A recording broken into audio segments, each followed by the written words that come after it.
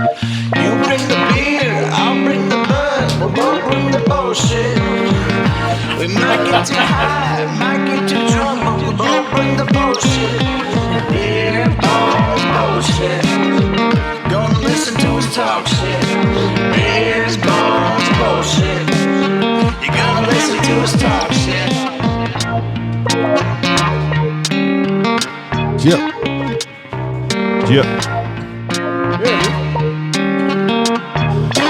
On my place. Welcome back, Beers, Bongs, and Bullshit, 2021, episode 34. I'm with Big P, yours truly, True Justice, and our special guest to kick off the year, Genesis. Welcome to the table. Hey, what it do, man? We made it. Hell yeah, man. 2021, man. We in here, man. Everybody thought the problems were going to be over at midnight. It didn't work out that way. Not enough people yelled Jumanji, I guess. Yeah. Because people are dumb. I don't. Although I didn't hear as many. Yeah, New Year 2020 memes, sucked. So we're gonna go into 2021. Coronavirus is going to be gone, Right. And we're gonna kick a lot of ass. And then they're like, oh shit, we're 7 days in this bitch. Dr. Dre's in the hospital. People are storming the Capitol. You know, shit, normal shit. It's a normal 2020 day. Trump got banned from social media. Ouchie. It's just gonna be a crazy decade. I got thoughts on people censoring people, no matter what they say and how stupid they are. You should have the right to say it. Because weren't you and Trump sellies today? Yeah. Facebook sellies. Facebook. Did he get banned from Facebook banned, too? bro. Yeah. I got banned yesterday. So I felt like you always have the right to say what you want to say, but you got to face the consequences of saying what you say. So, like back in the day in school, we didn't have Twitter. Someone said something, they called your mom a bitch. You met them by the flagpole, and you either beat their ass or they beat you up, and that was the consequence of their mouth. Yeah, but So, not always. You know, but That's how we wanted it to be, but it wasn't always that way. but there's always a consequence to what you say. But you should be able to say Some it, kids went and told the teacher. right? And that That's was the same that was thing a that's going consequence, on. and they was a rat. Yeah. But they still said it. That's my point. You can't stifle people from saying what they want to say, no matter what it is. If they want to say some truly ignorant shit, let them, because it's their right to say so. Exactly. And it's everybody else's I right to underst- judge them for that. I as well. understand, like Google and big tech, they're privately owned companies, so you could say it wherever you want, just not here. Well, why can they say other shit? But he can't say shit from that side, but this motherfucker can say shit from that side that's equally fucked up. Power. It's like what's good for the goose is not always good for the gander. Gander, Is that the saying? Like, if you want to hear both, you got to hear both sides. Well, it's kind of the same. I mean, it's just if I got people in my house, yeah, you have free speech. But if I don't like what you're saying, I might ask you to leave. And if you don't leave, I Exactly. might forcibly remove you from my home. Exactly. It's the same fucking thing. Get the fuck out, or I'll beat your ass. But that's what I'm saying. You should be able to, if you want to say it, say it. Might not be the smartest thing to say. I might not like what you say, and I don't like what a lot of people say. But I'm like, if it really pisses me off, I'm gonna punch you in the fucking mouth.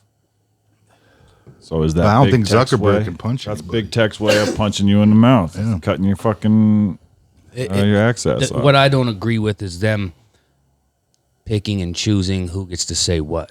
Yeah. I mean, I'm with you on that. They're like- that's something you sign up for 'cause when you get on that certain platforms. You understand that they're gonna sway a certain way. That's why there needs to be, like we were talking before, there needs to be more than two goddamn options, because this blue and red shit ain't fucking working Yeah, I agree. at all. And now that I'm off that tangent, hello, sir. You broke into that real quick. It got brought up. Twitter. it That got was banned on my Twitter. list for an So, hour and a half in. yeah. Mike, what the fuck? Who brought it up first? It wasn't me. You've been waiting to bring it up all day. I didn't bring it up. They said Trump got banned from Twitter and Mike got banned from Facebook. Oh, he said, weren't you? Yeah. Anyways, man, fuck. I just want to jump in really quick. Yeah. So one of the things that we need to recognize, though, and is the why. Okay, there's always a why, and I think in Trump's particular case, the things just by the example a couple of days ago, his words, or not just a couple of days ago, but that's the example, but it emboldens people.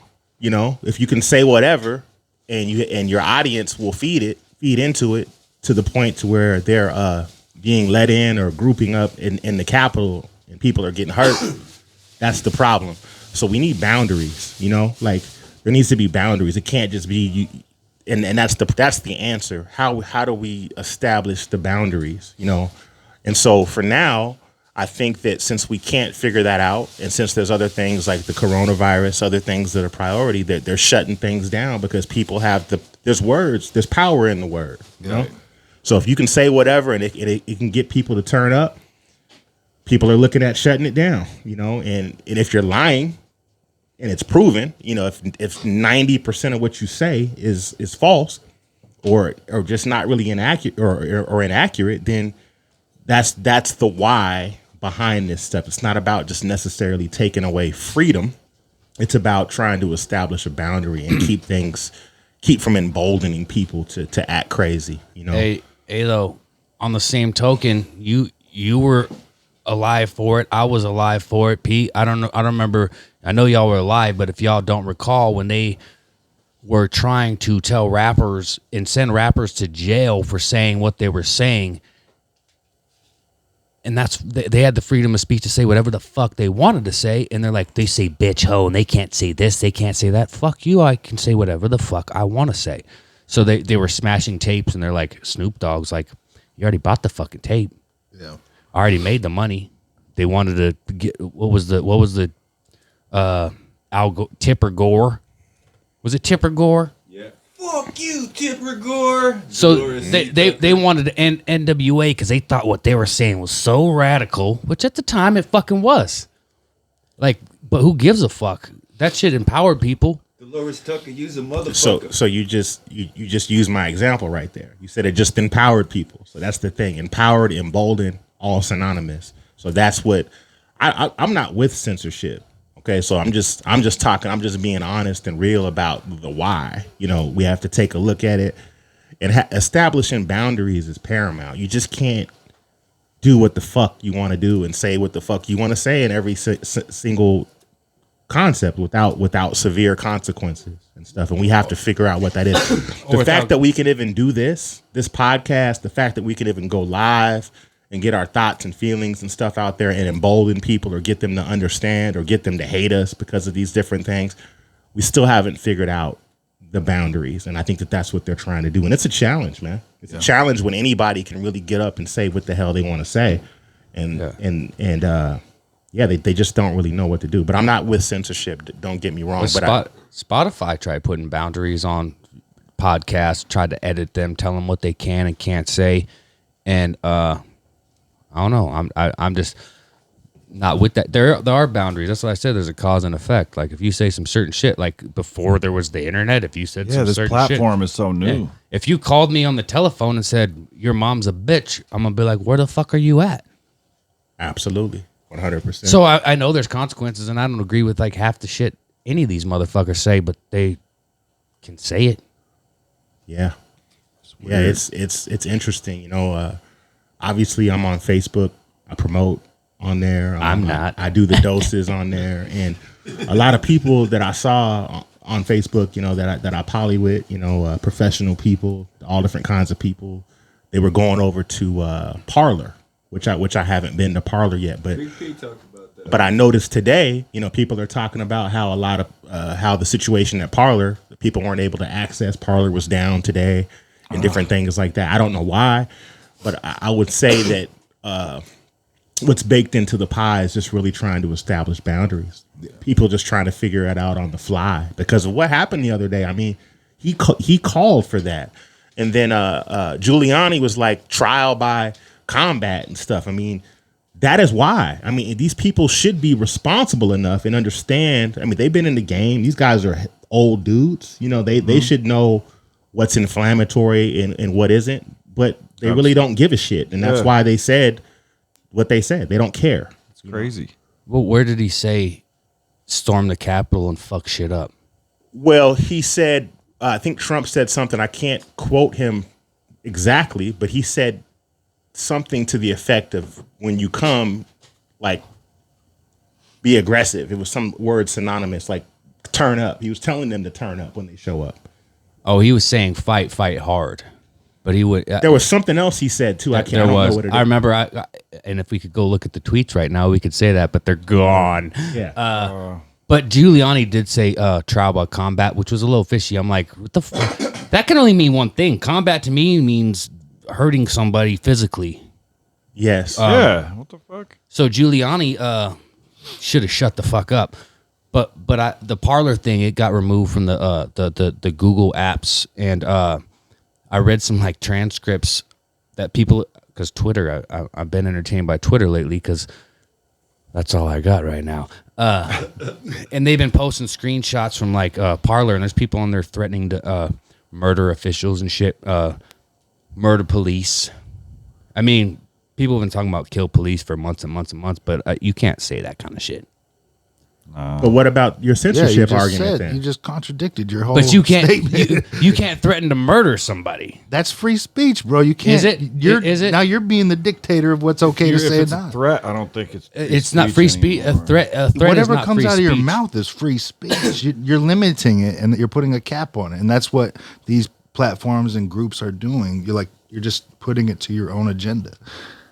So there is some context though to what free speech is. There is limitations to that. Threatening to murder somebody, the cops gonna come get you. Yeah, but you just have to word it differently. The only thing is they're being more cautious. It's just you can't say I believe you should be able to say whatever you want, and then say, but you can't say that. That don't make no sense. Well, yeah, fair enough. But also, what's also is good for the goose, good for the gander, because people have threatened to murder like celebrities, and they're like, "Oh my god, I'm blacklisted now," and I'm like, "Well, that's the consequences of what the fuck you said." Yeah. Yeah, absolutely. And that's the essence of it. Regardless of, there's consequences. Regardless of whatever, there is consequences, and it doesn't. The freedom of speech does not protect you from the consequences of what you say. Yeah. So Right. that's the truth. There's no document that's going to protect you from calling somebody out of their name or threatening somebody, and they come and see you. You can't say, "Oh, it's free speech, man." You Well, know? and we live in a world now where not even laws can protect everybody. I mean, like, it's just like you said, always consequences. And it's just if you need to be educated and aware of what those consequences could be, and then you fucking accept them. You take the risk, roll the dice, and see what's going to happen. I'm curious legally though, because y'all got me thinking. If I threaten to murder you and you call the police on me, they're gonna take me to jail. Not in Spokane, they won't. Yeah, probably They'll not. probably call it a civil matter. Probably not. They might call mental health. They might take me away. They might call mental health. That's another thing. They're like, "Oh, police officers shouldn't be coming to mental health calls," and I almost agree because I'm like, Yeah. they ain't trained for that shit. And you call some of the mental health people, and they're scary as shit. They get up there. Why'd you sign up for this? You know what kind of people you gonna deal with? Yeah, but I've seen some mental health professionals that show up ready for whatever. Yeah. And I've also seen some police officers show up with incredible mental health education and patience and composure for it. I've seen some shook ass mental health providers too. Yeah. So it's really like that's the problem. There's no consistency. Like the training and the requirements should be equal and level, so we have a consistent. They're like, "Are there any weapons in the house?" And I'm like, "Well, they live in a house, so they probably like make dinners with like sharp knives and stuff. So if you consider that a weapon, probably, but there's like firearms and weapons of mass destruction, no. Well, like knives." And I'm like, "Well, fuck yeah, they're in a house. They have a knife or two. I've been stabbed with a butter knife. That shit hurts." Butter knife. I got a stab. drawer full of sporks. A drawer full of sporks. Just one thing I want to say too is it also depends, and I'm gonna bring race into it real quick. I'm gonna do that as a black man. I'm gonna do that, and I'm gonna say that race plays into it. If a black man or a person of color is saying that a Caucasian person did something to him, it's different than when a Caucasian person says that this person of color did something to him. Especially in an area like Spokane where people of color, the percentage is very low. And it's not to say that white folks are bad and all this different stuff, but it is what it is. We're in an area where I'm from Spokane. I lived in some other places, but what's really interesting, and I'll try to keep this brief, is I can leave the podcast right now. I can leave after we're done, and I can go buy a beer. okay, or I can go purchase something. Chances are, whoever I purchase it from, more than likely will be not a black person. Yeah. So my point just to make it brief, white people don't have to deal with black people and do business. You can go buy a car, you can go do all the things that you need to do. You don't have to deal with people of color here, you know? And it's interesting. About 10 years ago, I went to DC. I was out there for a wedding, and my ex, I was out with her, and she was part of the wedding, so we had to be there for 2 weeks because she was part of it. They had all the rehearsals and whatnot. So for me, being from Spokane, going out to DC, seeing all kinds of people of color everywhere, bus drivers, people in banks, everywhere, it kind of woke me up. You know, it was like more of an example of what the real world is. And Spokane is just not, of course, we're in the real world, but it's not. It's kind of like what Biden is saying about his cabinet. You know, this cabinet is going to have more people of color. It's going to have more women. It's going to be more diverse than any other cabinet in the history of this country. So my point from the very beginning is that race is baked into the pie and all these different things. And not all of them, but in some of these things. And I just want to say one thing about this too. People are always like, you know, they're telling people of color, why does everything have to be about color? And what's interesting about when they make that blanket statement, everything, it's not everything. It's these specific things that we're talking about. Police brutality, people of color doing more time for the same charges than Caucasian brothers and sisters. So we're very specific. Home loans and shit like that. Like I know there was like legislation as far, you know, the home loan thing and stuff, you know. Absolutely. In certain neighborhoods. We can talk about a friend of ours who came on the podcast, her and her husband, who are not felons, who went to purchase firearms legally. You know what I'm talking about? Yeah. And they got denied. You just turn the volume button down. So they got. I was like, why? They said, well, I don't know. We're not felons. We didn't. So they didn't do anything specifically. And I had a friend who was a Second Amendment nut, and he said, oh, they need to fight that shit because they can't tell them no. Right.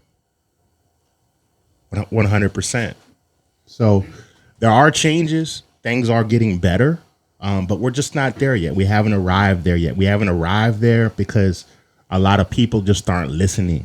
More people are listening, but instead of listening, this is what they do. Why does everything have to be about race? And it's like, it's not, like I said, but not to sound like a broken record. It's about specific things. We don't have, you know, I'm not trying to be funny, but, you know, if everything was about race, then TJ doesn't go to McDonald's asking for burritos. You know, Katie doesn't go to Burger King saying, I want fry bread. So it's not everything is about race. It's the specific issues. And people say everything. They overwhelm themselves on purpose, subconsciously, so they don't have, it's so much shit. Right. So they don't have to listen. Yeah. It's so much that I don't, and it's like, nah, it's just these one or two items, just listen. But people don't want to listen. So they trick themselves into thinking it's so much, and so they don't have to listen. And I think that's bull jive, you know. And what we seen the other day. You can say bullshit on here, man. Well, I say, right? No, I love the word bull jive. Yeah. Or we're gonna change the show to Beers, Bongs, and Bullshit. But you know, one more thing I'll say in regards to this racial thing, and I talked to TJ about it earlier. I was in this group. And there's this black dude, and there's problems with us too. There's problems with race. We all have to deal with it. We have to bring the conversations to the table on whatever platform. This black dude was talking about James Bond because there was talk about Idris Elba being James Bond like 2-3 years ago, right? I love that idea. Right. So I'll follow back up on that. So there's a new show on Netflix. I forgot the name of it. It starts with a B. It's an English woman's name, and it's about her, and it's about her love with this guy who's a duke, and he's a black guy. Okay, and so that particular actor, the forum was this young actor. It could be this guy who's an English guy, English black guy, or Idris Elba. Which should be the new Bond or could be? And this dark-skinned black guy, and I say dark-skinned because that's what he said. He goes, I'm really tired of of all of these light-skinned people getting opportunities and darker skinned black people getting passed over and things like that. And I told him, I said, hey, bro, I said, I feel you. You know, I told him how old I was. I said, you know, because I've seen it. You know, I've seen it on both sides. I've seen darker skinned black people, you know, talk about light skinned people, mostly in jest. And I've seen it go the other way. But, you know, so I broke it down to him. And I said, listen, I get it. But if all of the people surrounding who went to the Capitol, who were climbing the walls and doing all that, if they were all light skinned people of color, they'd probably be dead. There'd be a lot more deaths. There'd be a lot more harm. And I left them with that. We need to celebrate anything that's good. But when it comes to black people, this subjective thing that I'm breaking down, I told them we should celebrate any black person that's getting opportunities and opening up doors. Yeah. And then I also told them, pay attention to what's happening. You know, you're talking about, you know, I named 3 or 4 programs that are hot on Netflix. He was talking about Hollywood. And I said, hey, brother, box office is dead. Hollywood is screwed because of streaming, you know, because of illegal streaming and so forth. And now ain't nobody messing with the movie theater. Yeah. You know, it's a wrap, you know, unless the prices go down and they have all kinds of bells and whistles and things in there. If a motherfucker sneezes and shit in the theater, it's going to be a different ball game now. You know what I'm saying? So that's it, man. We need to celebrate. We need to stop the divide amongst each other, and we need to all work together, you know. But we can't have black people hating on, you know, I said Project Power, right? Project Power deals with it's a Netflix movie, has Jamie Foxx. He's not light skinned, right? That movie is dope. Yeah. The protagonist for the movie is a dark skinned black girl who can rap her ass off. You know what I'm saying? They got, and I laid another example down. The Old Guard, hard movie with Charlize Theron. The new Old Guard person is a sister. You know what I'm saying? So they're pushing that. They're pushing those agendas, and they're Rosario Dawson as Ahsoka Tano. Absolutely. So it's happening, but we can't get so wrapped up into what we're looking for to where we can't see it actually happening. And it reminds me. And I'll just wrap it up by saying this. It reminds me of something. I love this quote by Harvey Keitel's character in From Dusk Till Dawn in the first one. He goes, "Are you such a loser that you can't tell when you've won?" Yeah. And that's that kind God of that's that mentality that brother had. It's like, look, things are happening, things are changing. Let's not get wrapped up into that. My son. He showed me a show. We watched Luke Cage and shit because that was another one. Mm-hmm. Luke Cage, and the music was phenomenal on that show. But Black Lightning, have you seen that shit? Yeah, I watched Black Lightning. Black Lightning is kind of like a blaxploitation, but it's a superhero. The rapper Krondon from Strong Arm Steady. He's the villain. They love that show. Been watching with him. Shit's I don't know. Shit's changing here and there. It's getting better. I just had questions, you know what I'm saying? Because I'm still on the outside looking in, but I feel like I have more insight than most people because my children and the people I grew up around and this, that, and the other thing. And what would you say to someone who says a black person who is educated and can articulate like you can, they say that they're talking white? Well, fortunately, I don't hear that as much as I used to. When I served at the Mustard Seed, I served tables. I would hear people tell me, "Oh, you speak really well," and stuff like that. And for me, it's a little bit different because of my age and the fact that I'm from Spokane. And what I was telling you earlier, see, I've had to deal with white folks, right? Yeah. I've had to my whole entire life. So I try to unpack that very slowly now. When I hear that, I know a lot of people of color or people who aren't people of color might take offense to that, you know. So I've learned to handle that very carefully. I might ask someone, "What do you mean? You know, what do you mean by that?" But I think that now because of the internet and because of the education and the conversations that are being had, I think that people are becoming more woke in that regard to not make those type of comments. However, like I talked, there's always the why, right? So if you're from Spokane and you've lived in an area where you don't have to deal with a lot of black folks, or your perception of black folks have to do with what you see on a screen, some of that's justifiable, you know, because a lot of stuff that, and it's changing now, a lot of stuff that deals with black people, a lot of the content out there is not really a proper representation of us. So sometimes when people get their head fucked up and they're like, oh, well, this, you know, Genesis is really not like this guy, or Jerry's not really like this guy, that, you know, it's an opportunity to educate. So to answer your question, I unpack that lightly, and I decide if it's an opportunity to educate this person. I always myself tied it into when someone said that they're speaking like you said, speaking proper, or they're educated or something like that, and they speak white and they don't use a lot of double negatives and, you know, R's at the end of their motherfuckers and shit like that, and they're like, "Oh, you sound like a white person." And I asked a person that spoke proper like that, and they're basically saying that we're not as smart as white people, and that's what their take was from it. Oh, absolutely. That could be baked into the pie in certain cases. It's not like that in every case. You got to be gracious, man. What I've learned is to operate in love and grace until somebody gets in your face. Bro, those, you know, those same white people aren't educated enough to know that there's like a recognized dialect. I believe it's called like Black English. You know, there's like, a lot of dumb fucking white people too. I know. I get that online too, and I be typing. Jesus Christ! But it's a recognized. You know, like, don't you know about dialect? What if you're from Texas or somewhere else? You ain't seen the redneck stereotype? That motherfucker's dumb, man. But those are mechanisms, these generalizations are put in place to keep us divided. That's the whole point.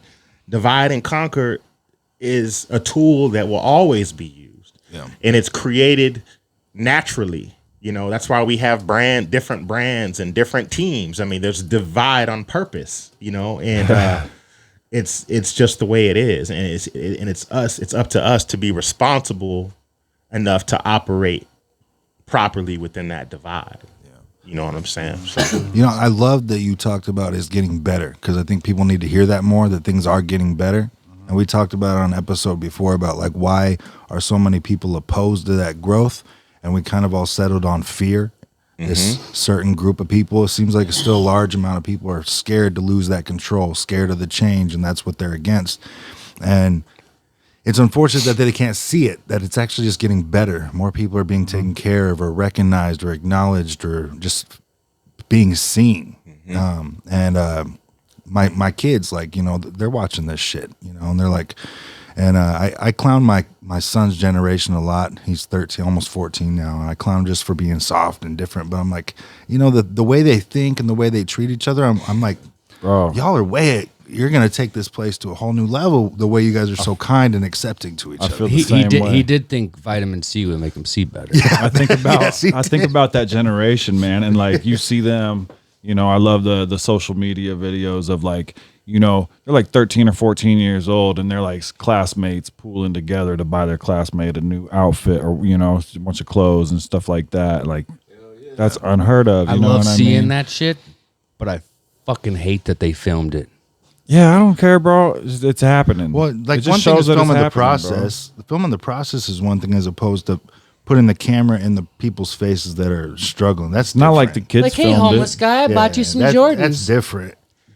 Aren't you grateful? Aren't you happy? Aren't you grateful, homeless guy? I bought you some Jordans. I need views. He said, I could have used some insulated boots, you little bitch. Well, you know, I want to touch on that too, because, you know, and I'm not trying to push back on any of this stuff, but I'm just being honest. These are the conversations that I have with people. I spend a lot of time online really trying to heal the divide, man. Absolutely. And it's like, I don't want to have too much dead time when, you know, trying to get my thoughts together, but documenting stuff, man. I mean, showing people that you're serving, there's a good thing to it as well. Like it's good to show what your work, to show what you're doing. I understand. Don't get me wrong. I understand when people feel some type of way. Well, if you were that person, would you want to be filmed? Probably a lot of those people don't give a shit, to be honest with you. You know, I was taking pictures with people. I lived out in Seattle for 2.5 years, man. We went out there on MLK. with UPS. I put together this thing. We went to all the major camps, man, and fellowship with people and talked to them. Took pictures with them. Maybe did a little video. Nobody complained. We were in the, because they knew we were there to serve. We weren't there to embarrass them, but we wanted to show our work, and we wanted to show what the people the reality of what's happening. So I think that some of that stuff, hey, this is real. This is what's happening now. You can see it, and you can see that you can do this too. Exactly. That's raising awareness. I love 100%. that. That's where But I when come you're from. exploiting somebody's struggle without their permission, that's what I think we struggle with a lot. Because I there's a understand. I difference. understand what you're saying Yeah, too. because there's a difference between giving somebody like a meal Bridgerton. and like taking a photo with them afterwards. Like, okay, can we get a photo? I just want to show people, like, to help support the movement of helping people, show them that you exist. Right. These things help, as opposed to taking the camera to them. Hey, you hungry? You want this? Absolutely. That's such a different That's vibe. great context, because what you're talking about is a fucking ambush. Yeah. That's an ambush. Not like, hey, Right. And in that particular regard, obviously it should be going to serve is an ambush, but you know what I mean. That's an ambush tactic of doing, and that right there, I can understand that particular aspect of it 100%. Did you see the video? You've seen the video I posted, people on social media, when she's like, the buildings were getting destroyed, and there was a dude really working, and he had his fucking drill, and he was drilling Yes, stuff. yep. And the lady walks up to him, "Hey, can I get a picture holding your drill?" And they take a picture. The boyfriend takes a picture. She gets in the car and says, "Thank you very much." And then she gets in a fucking Benz and dips off. And you have people just popping Yes, up, I remember that acting shit. like they're trying to help for, like, "Oh, I'm here to help people, this, that, and the other thing," and they leave. They're caught doing this.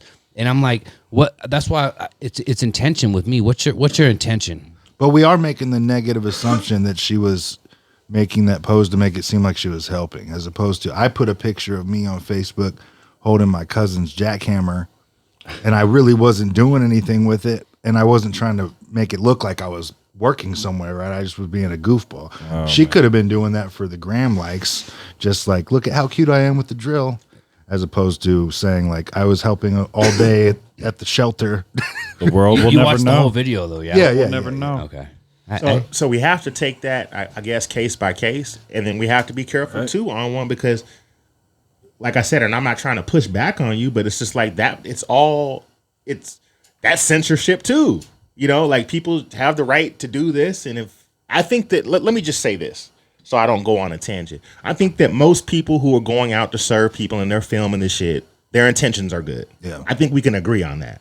They're not going out. They're not taking their time out where they could be at home rolling a blunt or playing a video game or smashing or doing this. There's shit tons of other things to do besides feed homeless people, right? Right. I mean, you got to go out of your way to serve homeless people.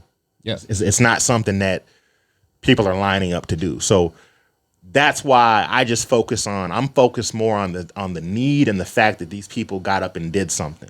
You know what I'm saying? More so than, so that's kind of what I have to say, in that regard, Yeah, So, man. Why shame people for doing something positive? You know what I mean? Even if, maybe they're a little misguided in their way of,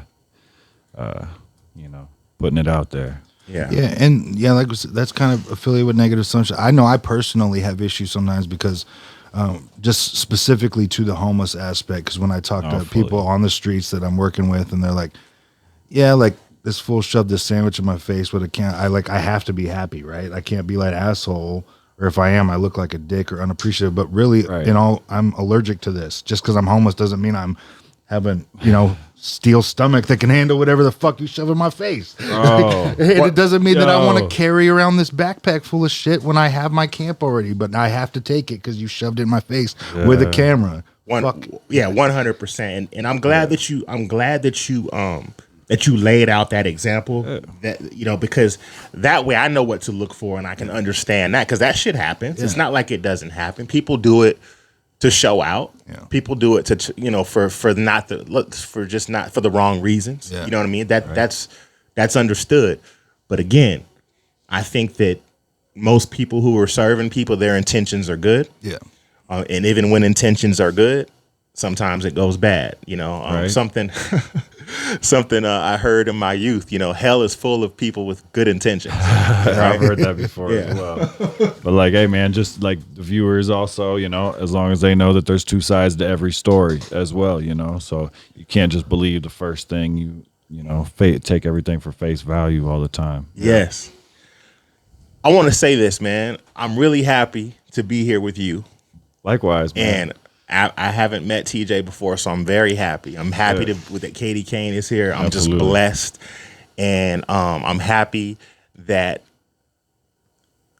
I'm here with Michael On One Smith. And my confession that I wanted to make in that regard, while I'm talking about him, he has my favorite voice from almost any MC, but any Caucasian or non-black MC, I love listening to his voice.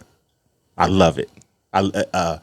If people can, and he can rap his ass off, but people who can't even rap, if I enjoy listening to them, I don't enjoy listening to Eminem. He can rap his ass off. I do not enjoy listening to him. I just don't. It's a voice. It's a voice thing for me. Any other thing that's come out probably post 2010, his voice does annoy the shit out of me. Yeah, sure. I just so voice matters to me. So I wanted to say that, man. I enjoy listening, and I don't even know how to describe it. What I would even say, like It's unique for sure. yeah, It depends. I guess what I get. I do. It's different energy. But you always have your tone, because I know what you're saying. Yeah. You have an identifiable voice. I've never had to browse a song and be like, which one's Mike? I know which one is you on every track. on every track. But like the style of the song and stuff. Because I remember when I was younger, and me and Buddy were coming up, who is my brother, who I've known forever. When Swindle was first working with Church, Shout out Boudreaux. when he's first working with Church, Buddy showed Swindle a song of ours, and I wasn't too familiar with him yet. I've been super familiar with Church before then, and he's playing my verse, and he's like, and Buddy's like, yeah, that's a white boy. Yeah. And Swindle's like, he's white. He's Yeah. like, yeah. He's like, shit, I couldn't tell. Exactly. Yeah. And I'm like, man. you can't. I don't know. I sound like, hey, how's it going? Is that one of the best compliments ever? They're like, oh, I mean, not. In the hip hop world, I'm sure back then it had to be. I it mean, maybe was, when I was a kid, especially- but now it's a gift. sound like a black dude. I'm I like, don't. all right, cool. I don't. It's kind of like the question I asked him earlier. So what does it mean that you're talking white? I don't know. I'm just like, I don't know. I'm who I am, motherfucker. Right. When I was younger, I got told I sounded like a black dude while I was rapping. I was like, why? Because I'm not rapping in Spanish. Like, Yeah. Yeah. Is that why? I'm looking forward to this record. Hey, I remember I have a homeboy. He's from Sunnyside. His name's Juice. He's a Chicano rapper. And some dude reviewed his album, and they totally shit on him. And he was part of the same label, but he did, like, reviews on a website. And he's like, matter of fact, he doesn't even sound Latino at all. And I'm like, what the fuck does Latino sound like? Like, Probably thinking of that, like, stereotypical are you Southern Are you California. talking like the Southern California? Like I understand the Latino Southern California rappers. They kind of have a dialect, but I'm like, the fuck you mean? He's Chicano. He doesn't have to be like, yo, I'm with my hyenas, Holmes. I don't know. People always trying to box somebody in, man. That shit bothers me, bro. Well, there's something to the generalization. There's something to it.